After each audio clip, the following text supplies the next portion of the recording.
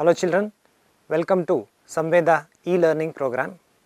Today we are discussing about a topic electricity in class 10th and we are discussing the subunit 2, that is the second session of the 5 sessions of the topic electricity, and the subunit is Ohm's law. As you know that this topic electricity has been divided into 5 sessions. As you can see, basic concepts in electricity, this we already learnt in our previous class. Today's class we are learning the second subunit, that is the Ohm's law. Next we will be learning factors on which the resistance of a conductor depends, resistors in series and parallel, and heating effect of electric current. Children, in this subunit Ohm's law, what we are going to learn here is the experiment on Ohm's law and potential difference and the electric current graph, meaning of electric resistance and its unit, solving numerical problems based on Ohm's law. In olden days, when there was nothing known about electricity, people were amazed by one thing. They used to observe that the tree gums or tree resins, when they were taken near to hairs, they were not attracted at all, no matter how many times they tried. As soon as the tree resins or tree gums were rubbed against the fur and then brought near the same hair, then they would attract each other. Not just this, people were also wondering about another important phenomena.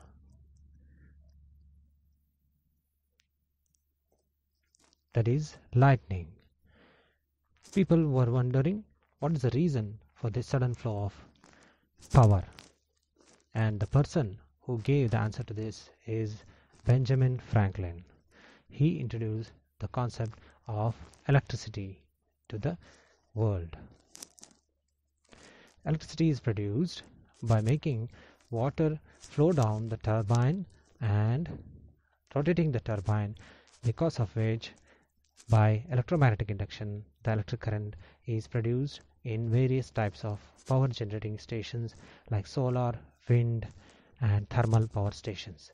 And from the power stations the electric current is supplied through transformers to our homes, and in homes we use the electricity for various type of electrical appliances. And in today's world there is no home that is not connected to electricity. Children, as you already know that we use electric current in our homes and industries and various other places. And these electrical appliances are very familiar to you. Fan, yes. What is this? An electric kettle, you are right. And this is very familiar thing to you, that is a mobile charger. All these things, they utilize this application of Ohm's law. So as you can see, this Ohm's law is not very far distant to us. It is in our daily life. We use it through these appliances. So we shall try to understand what is Ohm's law in today's class. Children, as you already know that for any object to move, there has to be some work to be done. In the same way, here as you can see, an electric circuit is shown here, and what is the source of the electric current? It is a cell, right? And the cell is connected to the bulb, and the bulb is connected to what is that component there? It is an electric switch. So this completes the circuit. Here, in order to the electric current to flow through the circuit, we have that electric cell, which provides the potential difference needed for the flow of electrons. Already the electrons are present in the wire, but those free electrons present in the wire, they won't move in a one particular specific direction. The reason is there has to be some work done. So, that cell is doing that work by bringing the potential difference, that is the difference in pressure of charges at its ends. So, for flow of charges in a metallic wire, the electrons move only if there is a difference in electric pressure. This electric current we already learnt in our previous class, that it is the amount of charges flowing through a cross sectional area in unit time. So, the total amount of charges Q and the in unit time T, that ratio is what we call as electric current. More the charges, more the current in a specific unit time. Now, in order to understand, come let us see this activity and continue the lesson further. Children, this is an activity to see how the ammeter, as you can see, and the other electrical components, resistor, electric bulb and a switch and a cell, how are these connected? As you can see, the ammeter is connected in series with the electric cell. That means it is connected one after the other. The positive terminal of the battery is connected with the positive terminal of the ammeter, and you can see the potential difference is 50 volt at the cell, and here as we can see the switch is open, now it is closed. As soon as it is closed, you are observing that the bulb is lit up, and also the charges inside the wire are moving very slowly. Now, when the switch is open, the bulb is turned off. So, what is this equipment here? Voltage. That means it is a voltmeter. It is used to measure the potential difference across the ends of a conductor. So, now we shall measure the potential difference at the ends here at the electric bulb as well as the resistor. So, now I am connecting the voltmeter at the ends of the electric bulb. Now, children, this connection is what we call a parallel connection. That means the electric current is flowing in two branches. One is in the electric bulb, and in the other way is also moving through the potential through the voltmeter. So, you can see the value 45.45 volts, but we gave the potential difference as 50 volt. So, the other 4.55 volt is found at the ends of the resistor. So, totally when we take the values, we will get the total value is equal to the potential difference at the cell, which is 50 volt. You can verify it here. See, now if we measure the total potential difference at the ends of the two conductors, it is equal to the potential difference at the cell.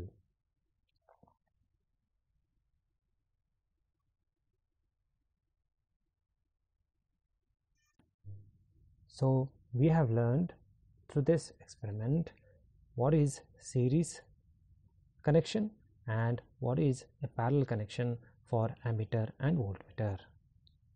Children, you just saw this activity. Here we saw how the ammeter was connected in the circuit, in what manner. Now, I think you should be able to answer this question. Here is the ammeter and this is the battery, and these two are the resistances. These are the symbols of electric components that we learned in our previous class, which are used in this circuit diagram. Now, what is the answer for this? Yes, it is the ammeter is always connected in series. Children, here is the next question. In this diagram, how is the voltmeter connected in the circuit? Yes, you are right. It is connected in parallel because we measure the potential difference at the ends, at the two ends where we want to measure the difference of charges, right.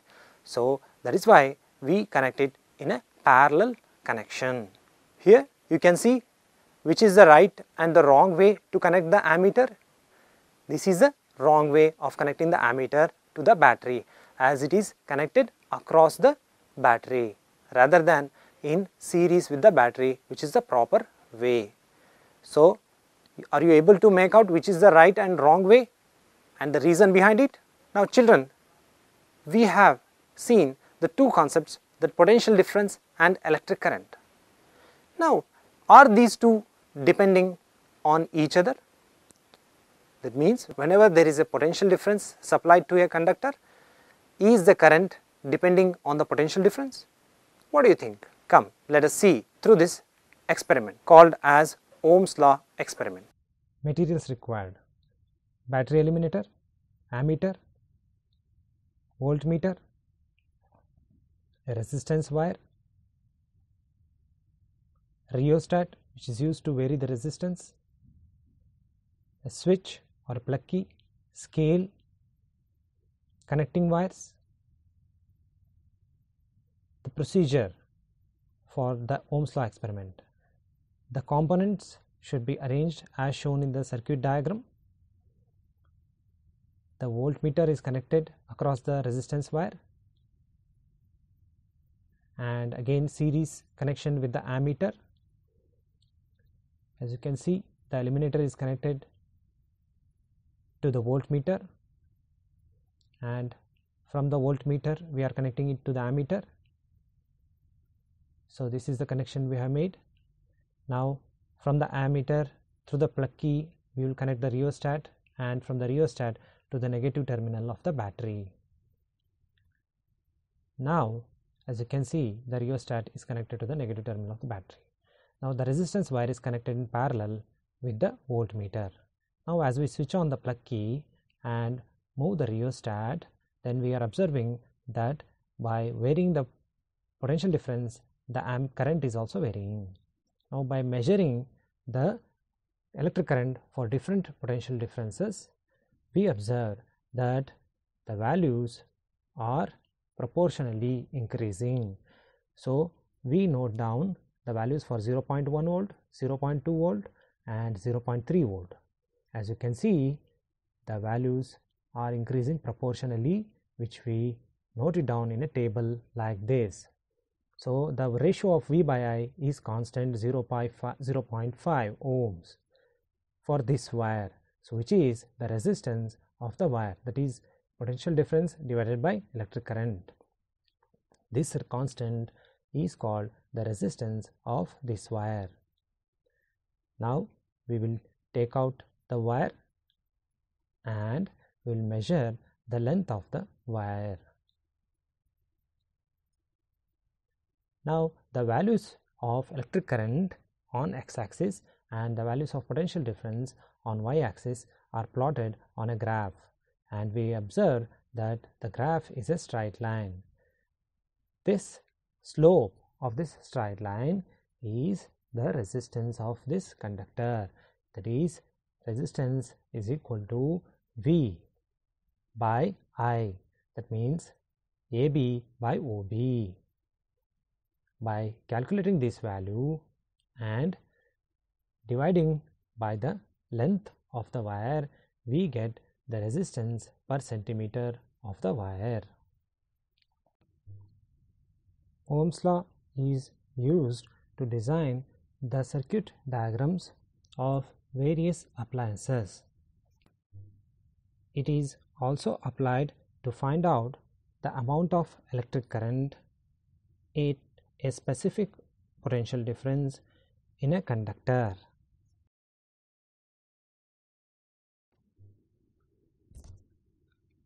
Children, we just saw through the Ohm's law experiment the values of potential difference and electric current, and we have also noted it down. So, now we shall plot the graph by plotting electric current and potential difference. As you know that initially we got 2 amperes for 1 volt of potential difference. As you can see, we have plotted it for 2 amperes. For 1 volt we have got 2 amperes of electric current. So now again the next value what we got was 4 amperes of electric current for 2 volt of potential difference. So we will plot that value, which is 4 amperes for 2 volt of potential difference. As you can see, we have plotted it 4 ampere for 2 volts of potential difference. Y-axis is potential difference and x-axis is electric current. Now, what is the third value that we calculated the electric current for? Yes, it was 6 amperes of electric current for 3 volts of potential difference. So we have plotted it. Now we see that we have got 3 points here. As you can see, 6 amperes for 3 volt of potential difference. Now we shall connect a line between 3 and we shall see that it is a straight line. That means for a conductor we are observing that these values fall in a straight line. This ratio falls in a straight line. That is, the ratio of potential difference and electric current is always constant. That is why we get a straight line here. So by taking the slope of this line we get the resistance.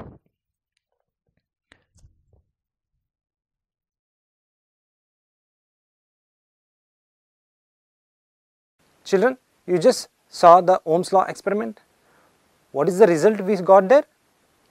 Yes, whenever we provided the potential difference, then we were getting the electric current, and what we observed was the plotting of these two values on a graph sheet of paper resulted in a straight line. So potential difference we have taken along y-axis, and when we provide this potential difference there was electric current in the electric circuit. We measured it, and when we plotted it we got a straight line, right? And as you can see in the experiment that the V by I ratio we got was 0.5. So we can say that whenever the potential difference and electric current are plotted for a conductor, we will be getting a straight line. Now what is the reason for this? Yes, as you saw that V by I value was a constant in the experiment. It was equal to 0.5. So here we can take the ratio of the y-axis V and the x-axis A, that is amperes electric current, and we will get the constant. So what does the Ohm's law state? Here is the physicist George Simon Ohm. He stated that electric current flowing through a metallic wire is directly proportional to the potential difference V across its ends, provided the temperature remains same. To understand it better, come let us see the mathematical representation of this Ohm's law. Here V is directly proportional to I. This is the proportionality symbol. V is directly proportional to I, and the V by I is transposed to the other side, then it is a constant, and that constant George Simon Ohm called it as resistance. So by cross multiplying we are getting V is equal to I into R. So this equation V is equal to I into R is the equation of Ohm's law. In order to understand this Ohm's law and the mathematical representation further, come let us have a look at this activity. Children, here we shall verify the Ohm's law through this experiment. The value of electric current you are seeing 9 ampere. Now what is happening when I increase the resistance? Yes, the electric current is decreasing 6.3 milliampere because the resistance increased. So now what I will do is I will start with the same values, that is 4.5 volt, the potential difference, the value of electric current is 9 milliampere. Now I will increase the potential difference. What will happen to the electric current? Yes, it is increasing. As you can see, the potential difference increases, so the electric current also increases. Children, you just saw that activity. What was happening in it? Whenever we were increasing the potential difference, then the electric current was also increasing. It was directly proportional. But whenever we were increasing the resistance, electric current was decreasing. That means electric current is inversely proportional to resistance and directly proportional to potential difference, because electric current decreases when we increase the resistance. So what is electric resistance? Now let me give you an example. If you take an electric bulb, that electric bulb needs some potential difference to function. But when the potential difference or the voltage that is given to the bulb is too high, what will happen to the bulb? Yes, you are right. The bulb will burn because of the high voltage. Now, we do not want that to happen to our electrical appliances. Hence, we need to control the electric current that is entering the circuit or entering the conductor. That controlling is done by the property called as electric resistance. It is the property of the conductor to resist the flow of charges in it. What is meant by this? Here, as you can see, when the charges are moving through the conductor, then the neighboring atoms, they apply a force of attraction on the moving electrons and avoid the free flow of electrons. Also, these electrons, while flowing, they collide with the neighboring atoms, resulting in a production of heat. That means whenever these charges or electrons are moving, more the number of attractions and collisions, more the amount of heat is produced. So what do you think? Do we need such obstruction? Yes, you are right. We need such obstruction because we want to control our devices. Otherwise, all of the devices, they get burnt out. Now, to measure resistance, there is a unit called as ohm, which is a Greek letter called omega. As you can see, this is the symbol of ohm. Now, when do we say the electric resistance is 1 ohm? Yes, as you can see, the mathematical equation of Ohm's law says V is equal to I into R. So, we have transposed I onto the left hand side, V by I is equal to R. So now, if the potential difference value is 1 volt and the electric current value is 1 ampere. So by providing the potential difference of 1 volt, if the electric current flowing in the conductor is 1 ampere, then we call the resistance as equal to 1 ohm. Now we have learned the mathematical equation of Ohm's law. Now let us solve a numerical problem on Ohm's law. The potential difference between terminals of an electrical heater is 60 volt. When it draws a current of 4 ampere from the source, what current will the heater draw if the potential difference is increased to 120 volt? You better note down what is the value of V and what is the value of I. Yes, you are right. Value of V is 60 volt and value of I is current is 4 ampere. So what is the resistance? Can you calculate? Yes, you are right. According to Ohm's law, R is equal to V by I and value of V is 60, value of I is 4. So we get the value of resistance as 15 ohm. Now what has the problem informed us? The potential difference has been increased to 120 volt. So we need to calculate the current that the heater draws. So to calculate the current, I is equal to V by R. V, the potential difference, is 120 volt and resistance is 15 ohm. So, we get electric current as 8 ampere. Children, now you need to answer this question. The property that resists the flow of electrons in a conductor is, yes, it is resistance. It is a property that every conductor, no matter how much good conductor it is, it has some sort of electrical resistance. Some conductors have less electrical resistance and some conductors have more electrical resistance. So, what do you think? In heating appliances like electrical iron box or electrical kettle which you saw in the beginning, whether the electrical resistance is less or more? Yes, you are right. The electrical resistance in heating appliances is more, because we choose such conductors where the electrical resistance is more and we get more amount of heat out of the electrical appliances because of the collision of electrons with the atoms. Children, in today's class we have learned about the Ohm's law. Now you need to solve these questions. Please write down how much current will an electric bulb draw from a 220 volt source if the resistance of the bulb filament is 1200 ohm. What is the function of rheostat in an electric circuit? Have you noted down, children? Yes, try to solve these questions and more number of questions in the exercise based on Ohm's law.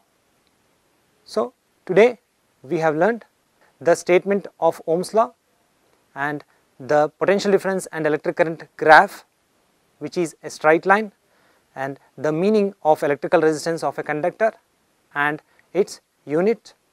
Thank you for watching this, children. Hope you keep on learning the topic electricity, and we shall continue it in the next sessions. Thank you.